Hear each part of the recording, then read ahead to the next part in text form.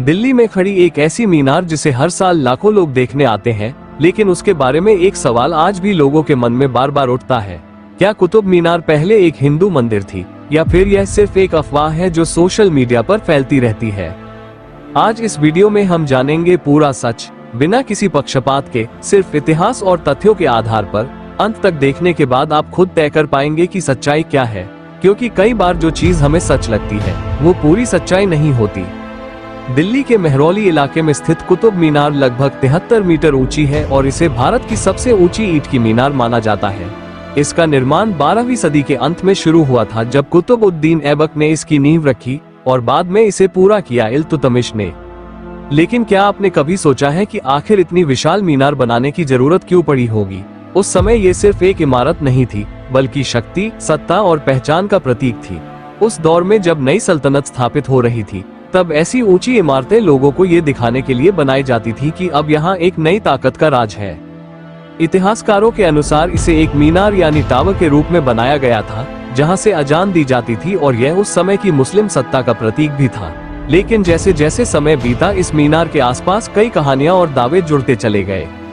अब बात करते हैं उस थ्योरी की जिसने इस पूरे मुद्दे को इतना बड़ा बना दिया। कुछ लोग ये दावा करते हैं कि कुतुब मीनार पहले एक विष्णु स्तंभ थी या किसी बड़े हिंदू मंदिर का हिस्सा थी। इस दावे के पीछे कई वजहें दी जाती हैं, जैसे कि पास में बनी कुव्वत-उल-इस्लाम मस्जिद में मंदिरों के पत्थरों का इस्तेमाल हुआ है, और वहां मौजूद लौह स्तंभ जो गुप्त काल का माना जाता है। इसके अलावा आसपास के खंडहरों में हिंदू देवी देवताओं की नक्काशी भी देखने को मिलती है, जो पहली नजर में ये संकेत देती है कि यह जगह पहले किसी बड़े धार्मिक स्थल का हिस्सा रही होगी।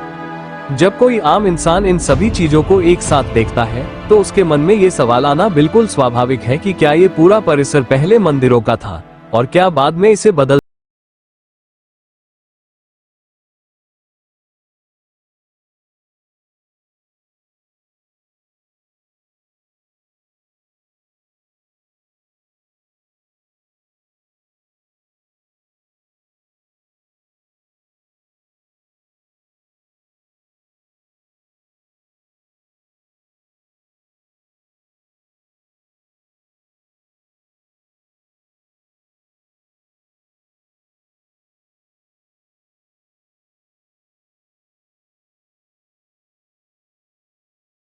एक ऐतिहासिक तथ्य है जिसे कई स्रोतों में दर्ज किया गया है।